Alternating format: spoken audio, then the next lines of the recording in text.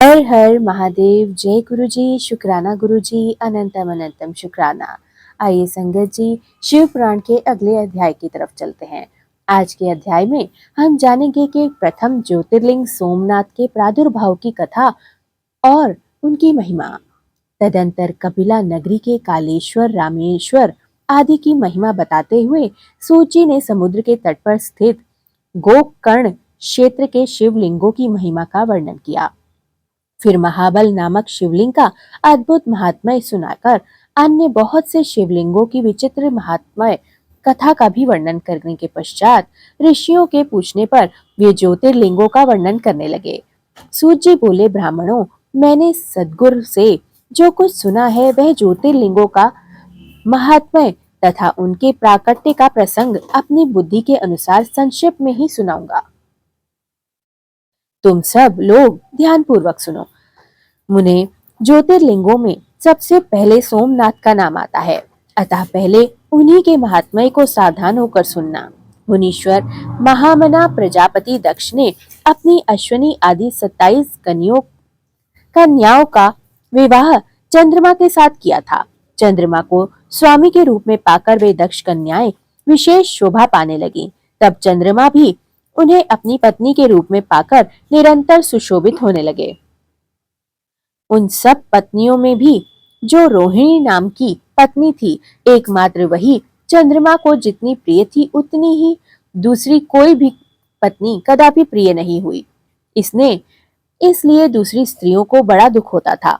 वे सब अपने पिता की शरण में गईं। वहां जाकर उन्होंने जो भी दुख था पिता को निवेदन करके कह सुनाया कि द्विजो, यह सुनकर दक्ष बड़े ही दुखी हो गए और चंद्रमा के पास जाकर शांति पूर्वक बोले कि दक्ष जी, कलानिधे, तुम निर्मल कुल में उत्पन्न हुए हो। तुम्हारे आश्रय में रहने वाली जितनी भी स्त्रियां हैं, उन सब के प्रति तुम्हारे मन में न्यूनाधिक भाव क्यों है? तुम किसी को भी अधिक और किसी को कम प्यार क्यों करते हो? अब तक जो किया है सो किया, अब आगे फिर कभी ऐसा विषमतापूर्ण बर्ताव तुम्हें नहीं करना चाहिए, क्योंकि इसे करने पर नरक के भागी होना पड़ता है। सूत जी कहते हैं, महर्षियों अपने दामाद चंद्रमा से स्वयं ऐसी प्रार्थना करके प्रजापति दक्ष घर की ओर चले गए।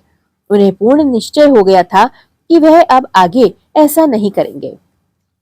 पर चंद्रमा ने प्रबल भावी से विवश होकर अपनी बात नहीं मानी। वे रोहिणी से इतने आसक्त हो रखे थे कि दूसरी किसी भी पत्नी का आदर नहीं करते थे। इस बात को सुनकर दक्ष दुखी होकर फिर स्वयं आकर चंद्रमा को उत्तम नीति से समझाने तथा न्यायोचित बर्ताव करने के लिए प्रार्थना करने लगे। दक्ष बोले, चंद्रमा सुनो, मैं पहले अनेक बार तुमसे प्रार्थना कर चुका हूँ, फिर भी तुमने मेरी बात नहीं मानी, इसलिए आज श्राप देता हूँ कि तुम श्रेय के रोगी हो जाओगे। सूत जी कहते हैं, दक्ष के इतना कहने मात्र से क्षण भर में चंद्रमा श्रेय रोग से ग्रसित हो गए। उनके भीतर सभी कुछ क्षीण होते हुए उस समय सब और महान हाहाकार मच गया। सब देवता और ऋषि कहने लगे कि हाय हाय, अब हम क्या करें, हमें क्या करना चाहिए, चंद्रमा कैसे ठीक होंगे? मुने, इस प्रकार दुख में पड़कर वे सब लोग विह्वल हो गए और चंद्रमा ने इस इंद्र आदि सब देवताओं तथा ऋषियों को भी अपनी अवस्था की सूचना दे दी। तब इंद्र आदि देवता तथा वशिष्ठ आदि ऋषि ब्रह्मा जी की शरण में आए। उनकी बात सुनकर ब्रह्मा जी ने कहा, देवताओं, जो हुआ सो हुआ, अब वह निश्चय ही परख नहीं सकता, अतः उसके निवारण के लिए मैं तुम्हें एक उत्तम उपाय भी बताता हूँ। आदर पूर्वक सुनो। चंद्रमा देवताओं के साथ प्रभास नामक शुभ क्षेत्र में जाएं और वहां मृत्युंजय मंत्र का विधि पूर्वक अनुष्ठान करते हुए भगवान शिव की आराधना करें। अपने सामने शिवलिंग की स्थापना करके वहां चंद्रदेव नित्य तपस्या करें। इससे प्रसन्न होकर शिव उन्हें श्रेय रहित कर देंगे। तब देवताओं तथा ऋषियों के कहने से ब्रह्मा जी की आज्ञा के अनुसार चंद्रमा ने वहां 6 महीने तक निरंतर तपस्या की। मृत्युंजय मंत्र से भगवान वृषभ ध्वज का पूजन किया। 10 करोड़ मंत्रों का जप और मृत्युंजय का ध्यान करते हुए चंद्रमा वहां स्थित चित होकर लगातार खड़े रहे। उन्हें तपस्या करते हुए देख भक्त वत्सल भगवान शंकर प्रसन्न होकर उनके सामने प्रकट हो गए और अपने भक्त चंद्रमा से बोले। चंद्रमा से कहते हैं कि चंद्रशेखर देव, तुम्हारा कल्याण हो। तुम्हारे मन में जो भी अभिष्ट है वह वर मांगो। मैं प्रसन्न हूँ तुमसे, तुम्हें संपूर्ण उत्तम वर प्रदान करूंगा। चंद्रमा बोले, देवेश्वर, यदि आप प्रसन्न हैं तो मेरे लिए क्या असाध्य हो सकता है। तथापि प्रभु शंकर, आप मेरे शरीर से इस क्षय रोग का निवारण कर दीजिए और मुझे कृपा का पात्र बनाइए। मुझसे जो अपराध बन गया हो उसे क्षमा कर दीजिए। शिवजी ने कहा, चंद्रदेव, एक पक्ष प्रतिदिन तुम्हारी कला क्षीण हो और दूसरे पक्ष में वही निरंतर बढ़ती रहे। तदंतर चंद्रमा ने भक्ति भाव से भगवान शंकर की स्तुति की और इससे पहले निराकार होते हुए भी वे भगवान शिव की फिर साकार हो गए और देवताओं पर प्रसन्न हो उस क्षेत्र में महात्म्य को बढ़ाने के लिए चंद्रमा के यश का विस्तार करके भगवान शंकर उन्हीं नाम पर वहां सोमनाथ और सोमनाथेश्वर कहलाने लगे और सोमनाथ के नाम से तीनों लोकों में विख्यात हुए। ब्राह्मणों, सोमनाथ का पूजन करने से वे उपासक के श्रेय तथा कोढ़ आदि रोगों का नाश कर देते हैं।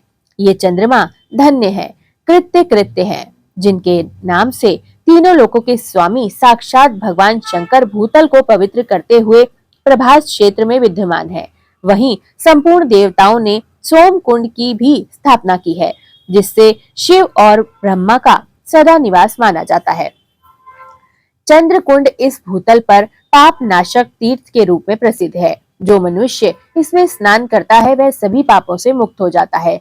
श्रेय आदि जो असाध्य रोग होते हैं वे सब उस कुंड में 6 मास तक स्नान करने मात्र से नष्ट हो जाते हैं।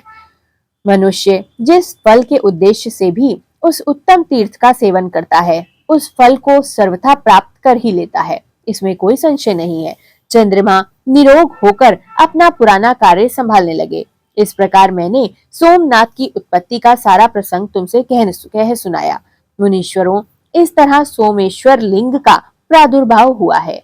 जो मनुष्य सोमनाथ के प्रादुर्भाव की इस कथा को सुनता अथवा औरों को सुनाता है वह संपूर्ण अभिष्ट फलों को पाता है और सब पापों से मुक्त होकर शिव धाम को पा लेता है और शिव की कृपा को सदा प्राप्त करता रहता है। जय गुरुजी, शुक्राना गुरुजी, अनंतम अनंतम शुक्राना, सर्वदा भला गुरुजी। जय गुरुजी।